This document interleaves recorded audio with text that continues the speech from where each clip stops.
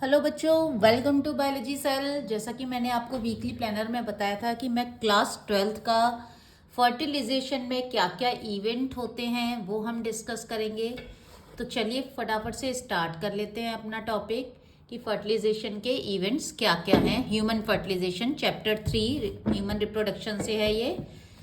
मैंने आपको Graafian follicle समझा दिया है। जिन भी लोगों को दिक्कत हो रही है जब मैं फर्टिलाइजेशन समझाऊं तो आप एक बार वो वाला लेक्चर लगा के देख लीजिएगा।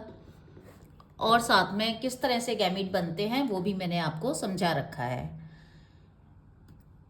मेंस्ट्रुएशन साइकिल तो बहुत ही ब्यूटीफुल दे रखा है, आपके सारे कॉन्सेप्ट क्लियर हो जाएंगे। एक बार जाके मेंस्ट्रुएशन साइकिल का देखिएगा, बहुत बहुत ही सुपर्ब ढंग से दे रखा है। उसमें सारी चीज़ें एक ही साइकिल में, हार्मोन किस तरह चेंज होते हैं, फॉलिकल में क्या चीज़, सब एक साथ दे रखा है। चलो स्टार्ट करते हैं। फर्टिलाइजेशन ह्यूमन मतलब अब फर्टिलाइजेशन कब होगा? पहले तो बच्चों फर्टिलाइजेशन तब होगा जबकि जो ओवरी है, ठीक है, ओवेरी आपका क्या कर रही है। ओवेरी में 14th डे पे मैंने आपको मेंस्ट्रुअल साइकिल बताई थी, तो उसमें बताया था कि ओवेरी में 14th डे पे ओव्यूलेशन होगा। तो ओवेरी ने यहाँ से ओव्यूलेट कर दिया और फेलोपियन ट्यूब ने उसे रिसीव कर लिया, ओव्यूलेटेड एग को, ओवम को। और मैंने आपको ये भी बता दिया था ग्रेफियन फॉलिकल में कि जब ओव्यूलेशन के वक्त वो जो उसके अंदर एग होता है वो मियोसिस 100% कंप्लीट नहीं होता है उसका। वो जो होता है वो सेकेंडरी oocyte की स्टेज में होता है, लेकिन वो सेकेंडरी oocyte बच्चों याद रखिएगा कि वो मेटाफेज में ही अरेस्ट रहता है। मतलब मेटाफेज के बाद एनाफेज, टीलोफेज ये अपने कंप्लीट नहीं कर पाता है, तो मेटाफेज में आके रुक रहा है, ठीक है। अब यहाँ पे मैंने आपको जो बताया है ये एक ओव्यूलेटेड फेलोपियन ट्यूब में, यहाँ देखिए structure of ovum in fallopian tube की फेलोपियन ट्यूब में ओव्यूलेशन के बाद किस तरह का ओवम आएगा। तो ग्रेफियन फॉलिकल जब हमने पढ़ा तो हमने देखा कि उसमें बहुत सारे जोना पेल्यूसिडा, सॉरी, ग्रेफियन फॉलिकल में बहुत सारी सेल्स थी, थीका एक्सटर्ना, थीका इंटरना, और साथ में उसकी बहुत सारी छोटे छोटे उसकी जो सेल्स थी वो उसके चारों तरफ लगी हुई थी। वही आपका क्यूमुलस फोरिकस बना रही थी, ठीक है। और उन छोटी छोटी सेल्स को वो किससे डेवलप हो रही थी? वो आपका जो ओवरी का जो स्ट्रोमा का पार्ट है वहीं से डेवलप हो रही थी। तो जब वो वहाँ से ओव्यूलेट होता है, उनको तोड़ के आता है, तो इसको आप ऐसे इमेजिन कर सकते हैं जैसे कि आम को जब आप पिलपिला करेंगे तो आम की गुठली निकल के आएगी। तो बच्चों गुठली एकदम से, गुठली मतलब आपका मेन ओवम हो गया है ना। अब ऐसा तो होता नहीं है कि गुठली बिल्कुल एकदम साफ, उस पर कोई आम का कोई गूदा या रस या पल्प नहीं लगेगा। पल्प लगा हुआ आता है ना जब आप उसको ऐसे प्रेशर से निकालेंगे। तो बस, तो यहाँ पर भी आपका जो छोटी छोटी जो सेल्स हैं, जो कि आपका जो सेल्स ग्रेफियन फॉलिकल में जो अरेंज हो गई थी उसके चारों तरफ, वो वाली छोटी छोटी जो सेल्स है उसके चारों तरफ आ जाती हैं और एक मुकुट के जैसे स्ट्रक्चर बनाती हैं जिसे कहते हैं कोरोना रेडिएटा। ये ऑरेंज कलर से मैंने दिखाई है, ये कोरोना रेडिएटा की सेल्स हैं, ठीक है। हम क्यों बात कर रहे हैं बच्चों ये कोरोना रेडिएटा की?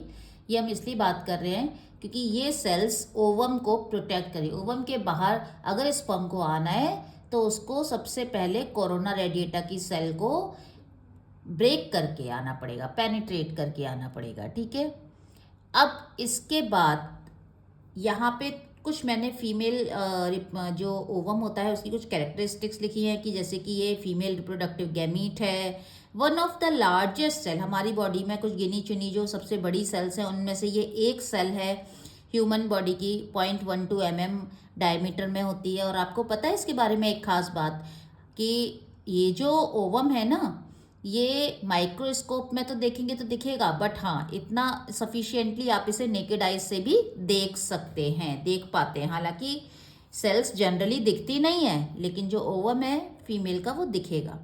6 to 8 मिलियन एग फीमेल की बॉडी में कब होते हैं? जब वो मदर के पेट में होती है, माँ के पेट में, यानी कि 20 वीक का जेस्टेशन पीरियड, 20 वीक्स के जेस्टेशन पीरियड के टाइम पे 6 to 8 मिलियन एग्स वो रखती है। यानी कि एग्स तो पहले से, ये चीज़ तो बच्चों पहले से ही बन जाती है, सिर्फ इसमें मैच्योरेशन के, मियोसिस के डिवीजन्स होते रहते हैं, मतलब मियोसिस में एंटर तो कर जाती है। ये सब कुछ मैंने आपको ग्राफियन फॉलिकल में सब कुछ अच्छे से समझा रखा है, एक बार आप वहाँ देख लीजिएगा। नॉन मोटाइल होता है, इसके पास ये खुद से मूवमेंट नहीं कर सकता है। लार्ज न्यूट्रिएंट रिजर्व होते हैं इसके पास, ग्राफियन फॉलिकल के पास, सो दैट कि वो ओवम है वो अच्छे से सस्टेन कर सके। एल एसिथल होता है बच्चों, ह्यूमन के एग में यॉक नहीं होता है, ठीक है, यॉक नहीं मिलेगा। एल एसिथल या माइक्रोलेसिथल भी कह सकते हैं, बिल्कुल ना के बराबर। जब मैं आपको इसके बाद जो मेरा नेक्स्ट लेक्चर होने वाला है वो पोस्ट फर्टिलाइजेशन डेवलपमेंट होने वाला है, तो तब मैं आपको समझाऊंगी कि क्या है कि यॉक कहाँ से कैसे बन रहा है। चलो बात करते हैं फटाफट से कवरिंग्स की। तो यहाँ जो ये मैंने डायग्राम बनाया हुआ है, आप यहाँ देख सकते हैं, ये जो एग्स है, जो ये मेन एग सेल है बच्चों, ये वाली, ये मेन, इसमें एक तो लार्ज न्यूक्लियस है इसका, क्योंकि मेन तो देखो न्यूक्लियस ही है ना, यही जेनेटिक मटेरियल हैप्लॉइड लेके जाएगा और आगे जनरेशन में तो यही पास ऑन हो रहा है, सारा इन्फॉर्मेशन तो यही है। तो मेन चीज़ तो ये है, और इसमें एक न्यूक्लियोलस रहता है, प्रोमिनेंट हो जाता है इस वक्त थोड़ा। इसके बाद ये जो सेल है एग सेल, इसकी खुद की जो प्लाज्मा मेम्ब्रेन है, मैंने यहाँ पिंक कलर से बना रखी है, इसे हम ऊलेमा कहते हैं। तो ये ऊलेमा बच्चों क्या हुआ, ऊलेमा कुछ भी नहीं है आपका, ऊलेमा एक तरह से क्या हुआ, ऊलेमा आपकी प्लाज्मा मेम्ब्रेन जो है किसकी, ऊलेमा किसे कह रहे हैं बच्चों, ऊलेमा हमारा नाम दिया है हमने एग की प्लाज्मा मेम्ब्रेन को। किसको नाम दिया है बच्चों हमने, एग की प्लाज्मा मेम्ब्रेन को हमने ऊलेमा कहा है, ठीक है। तो ये एग की प्लाज्मा मेम्ब्रेन हो गई ऊलेमा।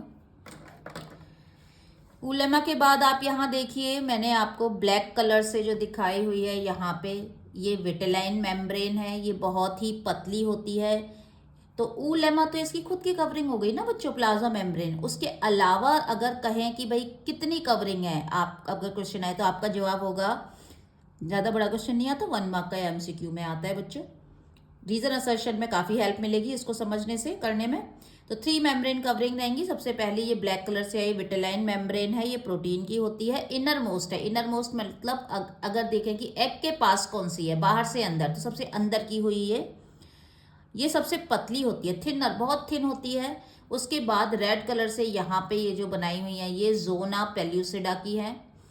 जोना पेल्यूसिडा जो सेल, ये जो होता है बच्चों, ये कोई सेल नहीं है, ठीक है, ये कोई सेल नहीं होती हैं। ये भी इनर मेम्ब्रेन, जैसे ये प्रोटीन की बनी है, ऐसे ही ये नॉन सेल्यूलर मटेरियल की बनी होती है, मतलब ये कोई सेल नहीं है, इसीलिए मैंने यहाँ न्यूक्लियस नहीं दिखाया है।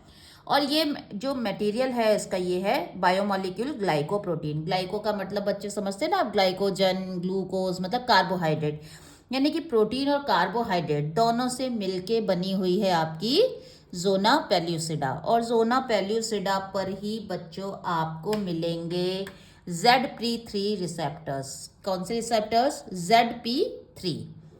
एक याद है आपको, मुझे कुछ याद आ रहा है, एक एंटी डैंड्रफ शैम्पू का ऐड आता था जिसमें करीना कपूर आती थी शायद, आई थिंक, तो उसमें कहती थी ZP3, ZP-Tiol समथिंग करके आप बोलती थी ना वो, ZP3। तो यहाँ पे ZP3 रिसेप्टर्स इस पे मिलेंगे बच्चों। ये ZP3 रिसेप्टर्स क्या करते हैं, जोना पेल्यूसिडा, ZP जोना पेल्यूसिडा से उठाया गया है वर्ड, यहाँ पे ZP3 रिसेप्टर्स मिलते हैं। ये रिसेप्टर मतलब रिसीव करने वाले चैनल प्रोटीन होते हैं कुछ, ये पहचानते हैं, ठीक है। इनकी बात हम करेंगे बाद में, इसलिए मैंने यहाँ बता दिया है। उसके बाद बच्चों यहाँ पे ये जो सेल्स हैं, ये ग्राफियन फॉलिकल्स की जो सेल्स हैं, जो वहाँ से टूट के जो आई हैं यहाँ पर, ठीक है, ये सेल्स आपका कोरोना रेडिएटा बनाएंगी। और ये कोरोना रेडिएटा की सेल, या ऑरेंज कलर से देखिए, नियॉन कलर से मैंने बनाए हुए हैं कुछ कुछ इनके बीच बीच में।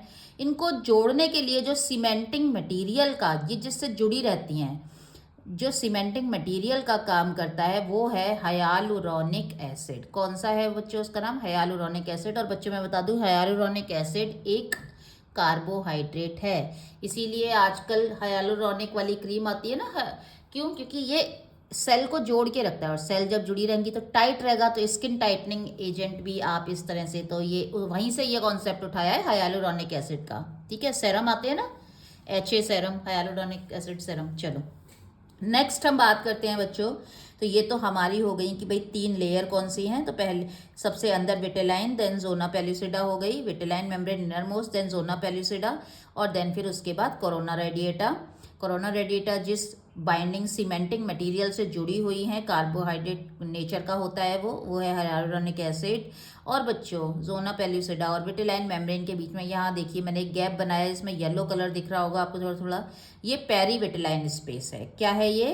पेरीविटेलाइन स्पेस।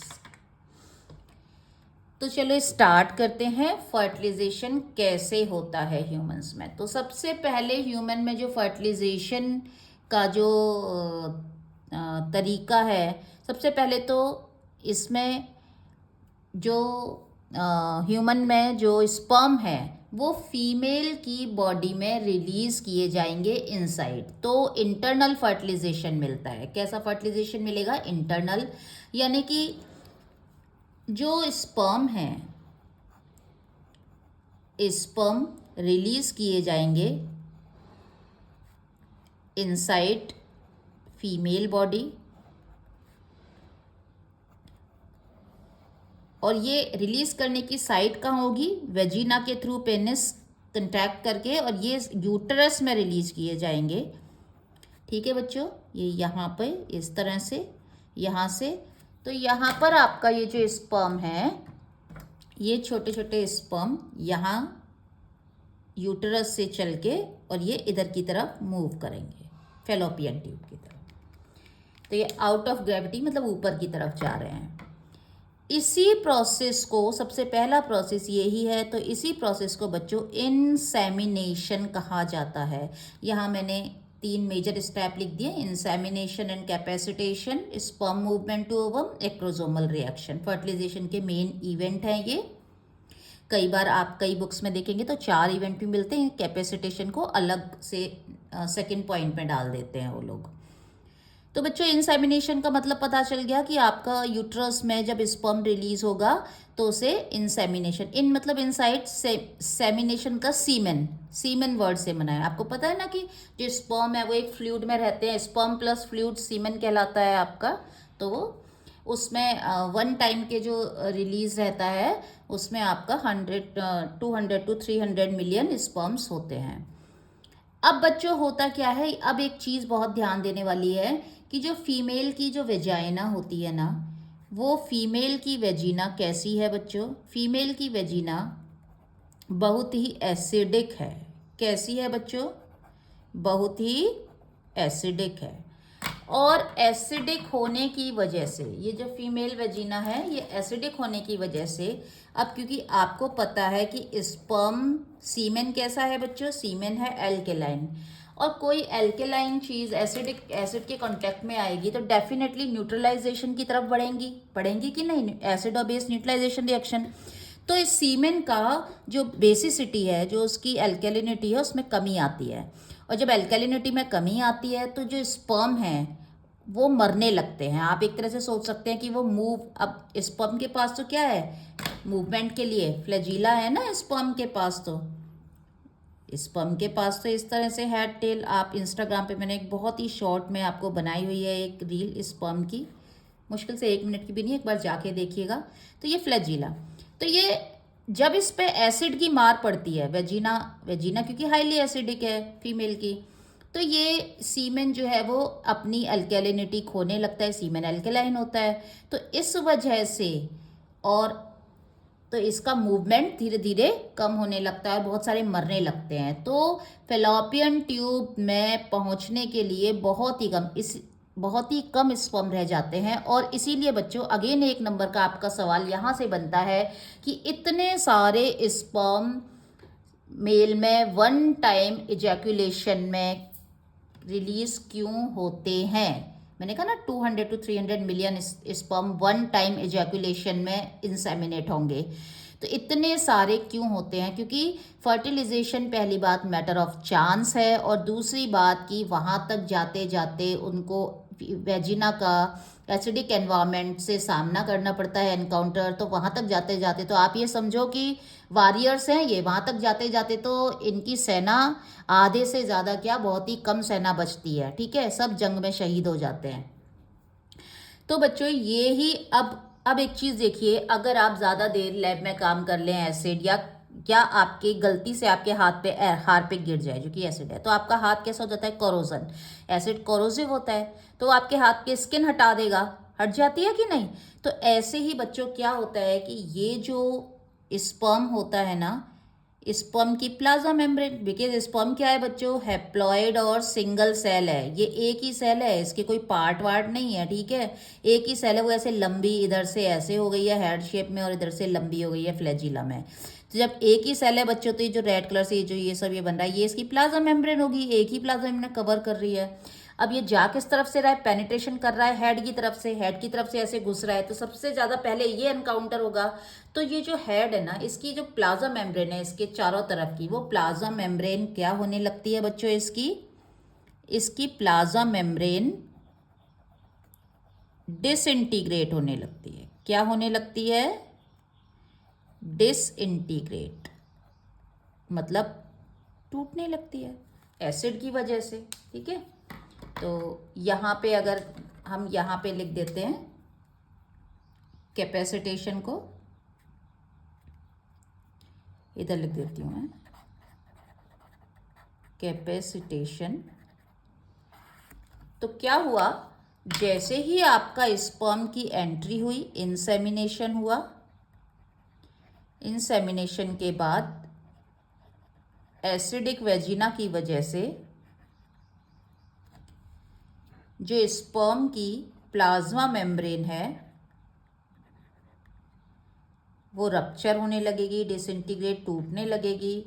और जब बच्चों प्लाज्मा मेम्ब्रेन टूटेगी, तो आप, अगर आपको स्पर्म की स्ट्रक्चर याद हो, तो स्पर्म की स्ट्रक्चर में प्लाज्मा मेम्ब्रेन जब डिसइंटीग्रेट होगी तो यहाँ पे क्या होता है? एक्रोजोम। एक्रोजोम गोल्जी कॉम्प्लेक्स से बनता है बच्चों, और उसमें गोल्जी कॉम्प्लेक्स में एंजाइम होते हैं भर भर के, और वो एंजाइम सूटेबल होते हैं फर्टिलाइजेशन कराने तक के लिए, ठीक है, इम्प्लांटेशन फर्टिलाइजेशन तक के लिए। तो यानी कि ये जब डिसइंटीग्रेट होने लगेगी आपकी, ये चीज़ जब हटेगी, ये हट जाएगी, तो ये एक्रोजोम बाहर आ जाएगा कि नहीं? आने लगेगा, आने लगेगा ना। तो एक्रोजोम यानी कि एक तरह से जो आपका एक्रोजोम है वो नेकेड हो गया। एक्रोजोम कैसा हो गया? नेकेड हो गया। अब उसके ऊपर प्लाज्मा मेम्ब्रेन की कवरिंग नहीं है, ठीक है, मतलब नहा धो लिया भाई वो, अब नहा धो लिया तो एक्रोजोम नेकेड हो गया। अब इसका बड़ा फायदा है, इसी को कहते हैं बच्चों, इसी को एक्रोजोम नेकेड होने को, और इसके एंजाइम्स हैं वो एकदम बाहर आ गए विदाउट प्लाज्मा मेम्ब्रेन, इसी को कहते हैं कैपेसिटेशन। यही चीज़ है बच्चों आपकी कैपेसिटेशन। बच्चों अभी कैपेसिटेशन नाम क्यों दिया है? बिकॉज जैसे ही अब ये पहुंचेगा ना ओवम के पास, क्योंकि इसी में वो एंजाइम है जो ओवम को बताएंगे, और इसको बताएंगे, ओवम उसको अंदर आने देगा, देन उसके बाद फर्टिलाइजेशन होगा, फ्यूजन होगा, मेल और फीमेल गैमीट आपस में मिक्स होके एक जाइगोट बनाएंगे, एक नई डिप्लॉइड सेल बनाएंगे। तो बच्चों इसी में वो केमिकल्स होते हैं, वो एंजाइम्स होते हैं जो कि ये सब फर्टिलाइजेशन करवाते हैं। यानी कि अब जब ये ऐसा होता है ना कि जब आपको कहीं जल्दी होती है ना बच्चों जाने की, तो आप क्या करते हैं, आपको अगर कहीं जल्दी है तो आप गाड़ी में ही आपके शूज़ वगैरह पहले से पहनना चालू कर लेंगे आपके, ठीक है, ठीक करने लग जाएंगे, जिससे कि वहाँ जाके टाइम ना लगे।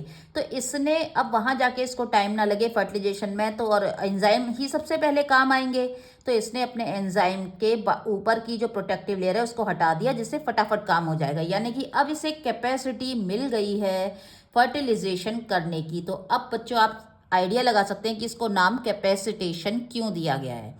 यानी कि कैपेसिटेशन का सीधा सीधा तीन अगर मैं शब्दों में कहूँ तो वेजिना एसिडिक, उसी की वजह से एक्रोजोम नेकेड हो जाएगा, प्लाज्मा मेम्ब्रेन रप्चर हो जाएगी, और एक्रोजोम फटाफट से अपने एंजाइम को रिलीज कर पाएगा। यानी कि स्पर्म में वो कैपेसिटी आ गई है कि ये फर्टिलाइजेशन को तुरंत करवा सकता है, ठीक है। तो ये कैपेसिटी ले चुका है, अब अटेन कर चुका है फर्टिलाइजेशन करने की। अब बच्चों बात आती है कि ठीक है भाई, अब ये इस वेजिना से जा भी रहा है, यहाँ से यूट्रस से मूव भी कर रहा है, इसको पता कैसे चलेगा कि ओवम कहाँ है और मुझे इधर ही जाना है? मैंने यह रेड पेन से इधर ही बनाया है ना, कहीं इधर या उधर क्यों नहीं बना दिया, यहीं क्यों नहीं रह गए ये? तो बच्चों अब आपको पता है कि ओवरीज पेयर में होती हैं, फेलोपियन ट्यूब पेयर में, और एक महीने में एक ही ओवरी ओव्यूलेट करती है। अगर एक मंथ में इसने किया है तो दूसरे मंथ में इसकी बारी आएगी, तीसरे मंथ में इसकी आएगी, चौथे मंथ में, यानी कि ये अल्टरनेट करती हैं। अगर आपको नहीं पता है तो मैं ये क्लियर कर देती हूँ कि एवरी मंथ, हर महीने ये अल्टरनेट काम करती हैं। ठीक है, कि अब ठीक है, वो एक ओवरी कहती है कि ठीक है अब इस साइड लेफ्ट साइड वाली ओवरी ने अगर निकाल दिया इस महीने, तो राइट साइड वाली कहती है अब तुम आराम करो इस महीने, अब मैं ओव्यूलेट कर देती हूँ मैं। तो यानी कि इसको पता कैसे चलेगा कि मुझे लेफ्ट साइड फेलोपियन ट्यूब में ही जाना है या राइट साइड में जाना है? तो यहाँ पे भी बच्चों सबसे ज़्यादा जो काम करेंगे वो सेम बायोमोलिक्यूल एंजाइम ही काम करेंगे। ठीक है, और एंजाइम जो काम करेंगे वो एंजाइम मेनली, इसको कैसे पता कैसे चलेगा वो कौन सा एंजाइम है? तो बच्चों जो ओवम होता है ना, ओवम एक एंजाइम रिलीज करता रहता है, फर्टिलिजन। क्योंकि ओवम को तो क्या करना है, आओ भाई आओ, स्पर्म आओ और फर्टिलाइज करो, मुझे तो अपना किंग चाहिए। ठीक है, प्रिंस चार्मिंग। तो प्रिंस चार्मिंग को ढूंढने के लिए वो सिग्नल्स देती रहती है, तो वो फर्टिलिजन नाम का जो प्रोटीन है, एंजाइम है, वो सीक्रेट करती है। फर्टिलिजन के अगेंस्ट में उसको पहचानने के लिए जो स्पर्म जो रिलीज करता है वो करता है एंटी फर्टिलिजन। ये नाम दे दिए हैं बच्चों क्योंकि फर्टिलाइजेशन से रिलेटेड प्रोटीन एंजाइम है, तो फर्टिलिजन नाम दे दिया है, कुछ और नाम देते तो आप। अब फर्टिलिजन और एंटी फर्टिलिजन, ये बच्चों हमेशा ये दोनों जो होते हैं ना एंजाइम, ये बहुत तरह के होते हैं, यानी कि ये स्पीशीज स्पेसिफिक हैं। इसीलिए कभी भी ऐसा नहीं हो सकता कि जो रैट है उसका स्पर्म जो एक एंट है उसके ओवम को फर्टिलाइज कर पाएगा, क्योंकि रैट के स्पर्म में जो एंटी फर्टिलिजन है वो रैट के ही फर्टिलिजन के साथ बाइंड हो सकता है, ना कि जो आपका कोई और किसी का मैमल्स का देख लो अगर, तो कोई और मैमल का, हॉर्स का जो ओवम है उसके फर्टिलिजन से बाइंड नहीं हो पाएगा। ठीक है बच्चों, ये चीज़ समझ में आ गई। तो फर्टिलिजन एंटी फर्टिलिजन रिएक्शन होती है, उसी की वजह से जो स्पर्म है वो पहचान पाता है कि ये फर्टिलिजन निकाल रही होती है केमिकल। जैसे ऐसा होता है ना बच्चों, जब आप बहुत तेज भूख लगती है ना, तो आप घर पे आते हैं और मम्मी कुछ अच्छा बना रही है तो आप सीधा किचन में जाते हैं। कैसे पता चलता है आपको किचन में कि आज हलवा बना है, या आज मम्मी ने दाल मखनी बनाई है, या आज पाव भाजी बनी है? भाई कैसे पता, या आज तो कुछ भाई फ्राइड बन रहा है, कैसे पता चलता है? महक से पता चलता है ना। तो बस ऐसे ही कुछ समझ सकते हैं कि एंटी फर्टिलिजन भी सूंघते सूंघते फर्टिलिजन को आ जाता है उसके पास। ठीक है, और ये स्पीशीज स्पेसिफिक है। रेट का फर्टिलिजन सिर्फ इसी के एंटी फर्टिलिजन को पहचानेगा, और हॉर्स का फर्टिलिजन है तो वो हॉर्स के फर्टिलिजन को ही पहचानेगा।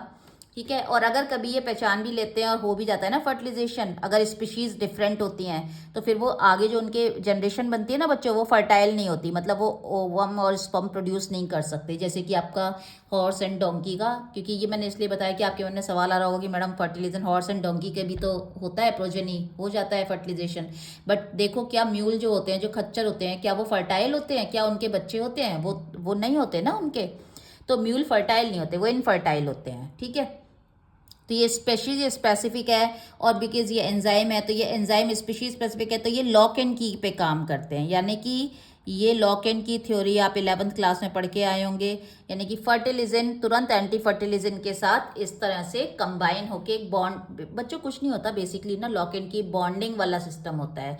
आप अगर आपको बायोमोलिक्यूल में एंजाइम नहीं समझ में आता है तो आप मुझे बताइएगा, मैं उसका एक लेक्चर बना दूंगी आपके लिए। तो कुछ नहीं होता, सिंपली ये ऐसे बाइंड हो जाते हैं। ऐसा होता है ना कि जैसे मैग्नेट जो लोहा है उसको खींचेगी, लेकिन वुड को तो नहीं खींचेगी ना। तो मैग्नेट और जो लोहा है, ठीक है, जो चुंबक और जो लोहा है, मैग्नेट एंड आयरन, तो वो एक तरह से लॉक इन की हो गया। ठीक है, वुड एंड मैग्नेट आप नहीं कह सकते कि लॉक इन की, यानी कि एक ताले में एक ही चाबी फंसेगी, तो सिंपल। आगे की बात करें तो अब यहाँ पे इसको पता चल चुका है और ये पर्टिकुलर उधर की ही तरफ बढ़ रहा है, ठीक है। ये आ गया है अंदर, इसने कैपेसिटी भी अटेन कर लिया, इसने अपने आप को इतना स्ट्रॉन्ग बना लिया है कि अब ये जाते ही फर्टिलाइज कर सकता है, कैपेसिटेशन ले लिया है इसने। अब इसको ये भी पता चल गया है कि उसको जाना किधर है। अब वो पहुंच गया, तो बच्चों यहाँ पे पहुंचने के बाद उसको मिलेगा एग, ठीक है, एग मिलेगा। अब एग मिलेगा तो बच्चों अब क्या वो एग के साथ क्या रिएक्शन करेगा। अब ये यहाँ पे, ये देखिए, ये यहाँ पे एग है, ये स्पर्म अप्रोच कर रहे हैं, तो अब क्या रिएक्शन होगी। अब बिकॉज बच्चों ये तो आएगा यहाँ से, इसको तो कितने बैरियर क्रॉस करने हैं देख सकते हैं आप। यहाँ से इसकी कोरोना रेडिएटा है, फिर इसकी यहाँ पे जोना पेलिसिडा मिलेगी, फिर पेरी विटलाइन स्पेस, फिर विटेलाइन मेम्ब्रेन, फिर ऊलेमा, और फिर जाके न्यूक्लियस बैठा हुआ है, ठीक है। तो इतने सारे बैरियर कैसे, एक वो सॉन्ग नहीं है, ऊंची नीची दुनिया की दीवारें तोड़ के मैं आई रे तेरे लिए सारा जग, तो वो कुछ ऐसे ही है भाई। इतनी मेहनत करके वो अपनी उसके पास जा रहा है, ठीक है, डार्लिंग के पास। तो अब इसमें क्या क्या मेहनत लग रही है, इस मेहनत में रिएक्शंस क्या क्या हो रही हैं, उसने क्या क्या तैयारियां की भाई, क्या क्या प्रिपरेशन की है। तो चलो अब उनकी बात कर लेते हैं। बेसिकली जो एक्रोसोमल रिएक्शन है ये मेनली सारी की सारी कैसी है बच्चों, एंजाइमेटिक रिएक्शन, मतलब इसमें सारे एंजाइम ही काम करेंगे, ये सारी एंजाइमेटिक रिएक्शन है। और अब एक्रोसोम तो आपको पता ही है, कैपेसिटेशन एसिड होने की वजह से प्लाज्मा मेम्ब्रेन रप्चर हो गई थी, तो वो तो फटाफट से अब रेडी है, अपने एक्रोसोम तो बाहर आ गया है और वो रेडी है, अपने नेकेड हो गया वो अपने एंजाइम निकालने के लिए। सबसे पहले बच्चों उसका सामना किससे होगा बताओ। सबसे बाहर की तरफ उसे क्या मिलने वाली है, उसे मिलने वाली है कोरोना रेडिएटा। क्या मिलेगी बच्चों, कोरोना रेडिएटा। तो ये जो कोरोना रेडिएटा है बच्चों, इसको तोड़ना पड़ेगा, इसको ब्रेक, इसको अंदर क्रॉस करना पड़ेगा, ठीक है, पेनिट्रेट करना पड़ेगा। तो इसीलिए सिंपल नाम दे दिया है हमने उस एंजाइम का सीपीई, कोरोना पेनिट्रेटिंग एंजाइम। यानी कि स्पर्म के एक्रोसोम के अंदर ये एंजाइम होता है, और ये एंजाइम बाहर निकलते ही जैसे ये कोरोना रेडिएटा की सेल के पास पहुंचता है, इसके रिसेप्टर्स इसको रिसीव करते हैं और उसको समझ में आता है, और ये एंजाइम निकलने लगता है सीपीई। और ये सीपीई निकलते ही उसको ऐसे होता है ना कि जैसे आपने, मतलब आपके पास अगर सही टूल है तो आप किसी भी नट बोल्ट को खोल सकते हैं, ठीक है, रेंच वगैरह। तो आपने अगर उसे सही नट बोल्ट नहीं डाला है तो वो नहीं खुलेगा, आप मेहनत ही करते रहेंगे। तो ये सबसे पहले इससे ये डिसॉल्व हो जाती हैं सेल, और उसके लिए एक रास्ता बना देती है। वो ब्रेक हो गई सेल, जब ब्रेक हो गई, यहाँ से टूट गई, तो वो अंदर घुसता जाएगा। अब मैंने आपको बताया था यहाँ पे कि मैं आपको बताऊंगी कि हाइलुरोनिक एसिड, जिनसे कोरोना रेडिएटा की जो सेल हैं जो बंधी हुई हैं, जॉइंट हैं, जैसे फेविकॉल लगा के आप दो बॉल को जोड़ दो, तो फेविकॉल हाइलुरोनिक एसिड, और दो बॉल्स छोटी छोटी थर्मोकोल की, वो आप समझ लो कि आपकी कोरोना रेडिएटा की सेल्स हो गई। तो बच्चों ये जो हाइलुरोनिक एसिड है, अब इसको भी, अब ऐसा तो है नहीं कि ये सेल के बीच बीच में से ही यहाँ से ही जाएगा, इसको हाइलुरोनिक एसिड को भी तो तोड़ना पड़ेगा। तो इसके लिए कौन सा एंजाइम निकलता है बच्चों, इसके लिए निकलता है हाइलुरोनिडेज। बच्चों एज लगाने से एंजाइम बनता है, ओज लगाने से कार्बोहाइड्रेट बनता है। तो ये कौन सा एंजाइम निकालेगा, हाइलुरोनिडेज, और ये कहाँ काम करेगा, हाइलुरोनिक एसिड पे। तो बच्चों बस हाइलुरोनिक एसिड पे हाइलुरोनिडेज आया, तो हाइलुरोनिडेज की वजह से जो आपका HA था वो डिसॉल्व हो गया। मतलब आप ऐसे समझ सकते हैं कि गम है, लिफाफे पे गम लगी है, आपने पानी डाल दिया तो गम डिसॉल्व हो जाएगा ना, घुल जाएगा और लिफाफा खुल जाएगा, ठीक है। तो बस ऐसे ही बात है। अब नेक्स्ट बच्चों बात, इसको किसको तोड़ना है, अब इसकी बारी आएगी जोना पेलिसिडा की, ठीक है। तो कोरोना पेनिट्रेटिंग एंजाइम के नीचे मैं ये लगा देती हूँ, क्योंकि ये ऑरेंज कलर की सेल को डिसइंटीग्रेट कर रहा है, तो ये कोरोना पेनिट्रेटिंग एंजाइम हो गया। हाइलुरोनिक को जो डिसइंटीग्रेट कर रहा है बच्चों, तो ये हाइलुरोनिडेज है। ये हमने हाइलुरोनिक इस कलर से दिखाया था, तो मैं आपको याद रहे तो इसको ऐसे बता देती हूँ। अब बात आती है कि इसको जोना पेलिसिडा को तोड़ना है, तो अब एंजाइम निकलेगा जोनालाइसिन।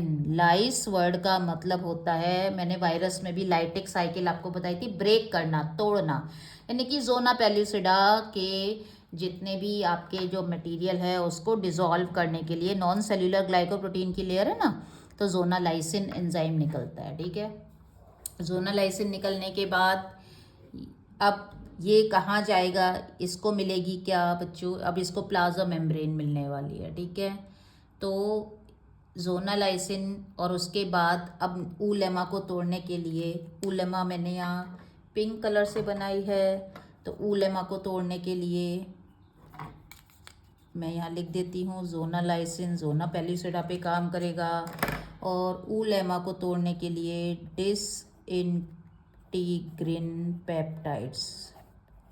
पेप्टाइड मतलब बच्चों प्रोटीन का बॉन्ड, और डिसइंटीग्रिन का मतलब तोड़ना, इंटीग्रेट का मतलब जोड़ना, डिसइंटीग्रेट का मतलब तोड़ना, और ऊलेमा मतलब प्लाज्मा मेम्ब्रेन है, प्लाज्मा मेम्ब्रेन प्रोटीन और लिपिड की बनी होती है, तो ज़्यादातर प्रोटीन, तो पेप्टाइड बॉन्ड को तोड़ने वाला है। प्रोटीन टूट जाएगा तो अपने आप उसमें चैनल बन जाएगा, उसको रास्ता मिल जाएगा, वो अंदर आ जाएगा। ठीक है, तो इसलिए इसका नाम डिसइंटीग्रिन पेप्टाइड है। रटना नहीं है, मेरे साथ पढ़ोगे तो सिर्फ और सिर्फ आपको लॉजिक और अच्छे से कारण जानना है बस। बायोलॉजी अगर मेरे साथ पढ़ रहे हो रुचि मैम के साथ, तो रटना भूल जाओ। ठीक है, तो ऊलेमा मैंने बताया, प्लाज्मा मेम्ब्रेन, अब आपको सारी चीज़ें याद रहेंगी इस तरह से, कनेक्शन है ना, लॉजिक है। ऊलेमा, प्लाज्मा मेम्ब्रेन प्रोटीन लिपिड की बनी होती है, 9th क्लास का पार्ट है बच्चों। प्रोटीन को तोड़ने के लिए प्रोटीन में पेप्टाइड एंजाइम होता है, और पेप्टाइड को डिसइंटीग्रेट करने के लिए डिसइंटीग्रिन पेप्टाइड, सिंपल। तो इससे ऊलेमा टूट गई और ये आपका अंदर आ गया। अब ये जैसे ही अंदर आएगा तो क्या होगा, फर्टिलाइजेशन में जैसे ही बच्चों ये अंदर आएगा, तो आपको अगर याद हो तो हमने ग्राफियन फॉलिकल में समझाया था कि ये जो न्यूक्लियस है ये मेटाफेज 2 में बंध के रह गया है। किस में बंध के रह गया है बच्चों, ये न्यूक्लियस मेटाफेज 2 में बंध के रह गया है। इसने अपना मियोसिस 2 अभी कंप्लीट नहीं किया है। ठीक है, ये सब ऐसे थोड़े थोड़े डिसॉल्व कर देते हैं, थोड़ा सा ही बनाते हैं बस, और हमारा स्पर्म अंदर एंटर करवा देते हैं, स्पर्म अंदर। अब बच्चों जो स्पर्म है ना, उस स्पर्म के पास में, अब इसके पास तो इसको ये तो भूल गए, मियोसिस 2 को, मेटाफेज 2 में ही रह गया। स्पर्म लेके आया है उसके लिए गिफ्ट बच्चों। स्पर्म के पास एनाफेज प्रमोटिंग एंजाइम, बच्चों मेटाफेज के बाद कौन सी स्टेज आती है, देखो बताओ मुझे, मेटाफेज के बाद एनाफेज स्टेज ही तो आती है। तो मेटाफेज के बाद एनाफेज को कंटिन्यू करने के लिए स्पर्म के पास एनाफेज प्रमोटिंग एंजाइम होते हैं, मतलब एनाफेज को बढ़ावा देने वाले, प्रमोट करने वाले एंजाइम लेकर आया है, उसके लिए गिफ्ट लाया है। और ये गिफ्ट स्पर्म के पास, जैसे ही स्पर्म अंदर आया उसने उसको दिया, और इसको याद आया, अरे मैंने तो अपना अभी किया ही नहीं पूरा डिवीज़न। जैसे ऐसे होता है ना कि मम्मियों का लास्ट टाइम पार्टी तक भी जाते जाते कुछ ना कुछ रह ही जाता है, तो इसको याद है, अरे मेरा तो डिवीज़न रह गया, अभी मुझे तो रेडी होना है ढंग से, मैं तो अभी सेकेंडरी ओसाइट पूरा फाइनल नहीं हुआ मियोसिस 2। तो ये उसके लिए उस एंजाइम की मदद से उसको देख के इसको ध्यान आता है, इसको होश आता है। अब तक ये तो बेहोश ही था, बेहोश पड़ी हुई थी, इसको कुछ शायद याद ही नहीं था कि भाई मैं तो मेटाफेज 2 में अरेस्ट हो गई हूँ। और ये एपीएफ, एनाफेज प्रमोटिंग फैक्टर या एंजाइम कह दो, एपीएफ की वजह से ये अपना मियोसिस कंप्लीट कर लेता है। और जैसे ही बच्चों ये मियोसिस कंप्लीट करेगा, ये मियोसिस कंप्लीट करने के बाद अब आप मुझे बताओ ये किस स्टेज में आएगा। ये मियोसिस कंप्लीट करेगा तो इसके पास होगा ये secondary oocyte,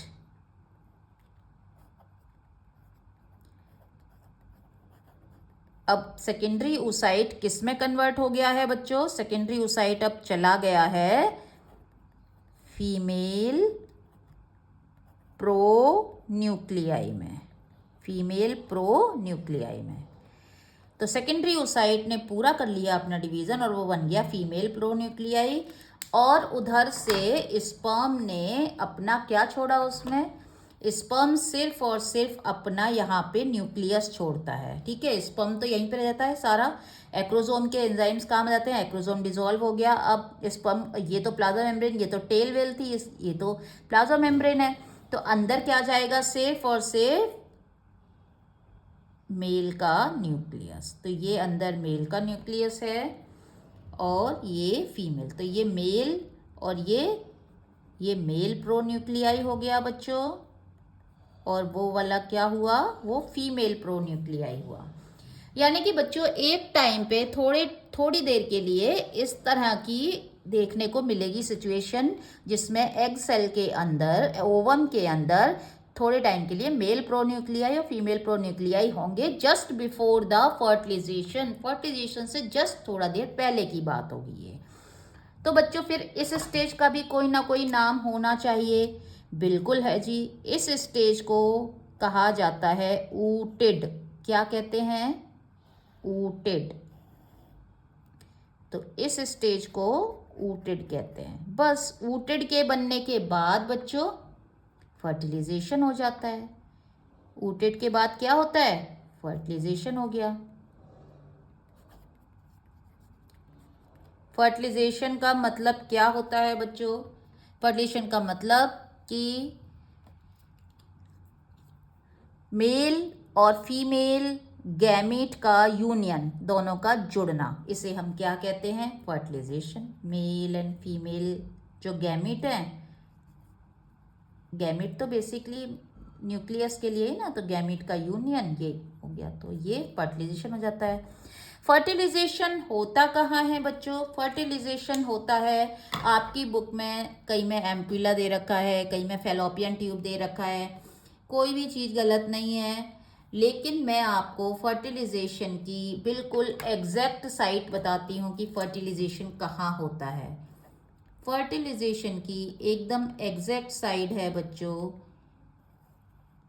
ampullary isthmus junction. क्या बोला मैंने, एम्पुलरी इस्थमस जंक्शन, यानी कि फैलोपियन ट्यूब का वो पार्ट, ये आपको फैलोपियन ट्यूब में मिलेगा, तो आपको ऐसे नहीं सोचना कि कोई नीचे, ये फैलोपियन ट्यूब है ना, यहाँ पे फैलोपियन ट्यूब का वो पार्ट जो कि आपका एम्पुला और इस्थमस के बीच का है जंक्शन, ठीक है, जहाँ पे एम्पुला इस्थमस को और इस्थमस कहाँ मिलता है बच्चे, इस्थमस यूट्रस के पास, ये नैरो सी लाइनिंग है, एम्पुला ये सोलन रीजन है, यानी कि सोलन रीजन के बाद जहाँ पे यूट्रस में इस्थमस में जा रहा है, तो एम्पुलरी इस्थमस जंक्शन मतलब ये वाली जगह हो गई आपका फर्टिलाइजेशन की साइड, ठीक है। तो होप बच्चों आपको बहुत अच्छी से समझ में आ गया होगा। अगर आपको ज़रा भी लिखने की दिक्कत आ रही है तो आप हमारा बायोलॉजी सेल का जो ऐप है उसको डाउनलोड कर लीजिए, वहाँ पे आपको बहुत सारा फ्री कंटेंट मिलेगा। इवन आपको ये जो आपको दिख रहा है इसकी इमेजेस भी मिलेंगी आपको, और हिंदी मीडियम वाले बच्चों के लिए मैंने वहाँ पे स्पेशली बहुत शॉर्ट नोट्स तैयार किए हुए हैं, तो आप उनको जाके देखिएगा। और बच्चों पोस्ट जो मैं डालती हूँ उनको आप अटेम्प्ट करते रहिए, अपने फ्रेंड्स को भी भेजिएगा। उनमें वो क्वेश्चंस होते हैं जो बहुत बार नीट में पूछे गए हैं, बहुत बार बोर्ड में पूछे गए हैं, और भी अदर कॉम्पिटिटिव एग्जाम्स में पूछे जाते हैं।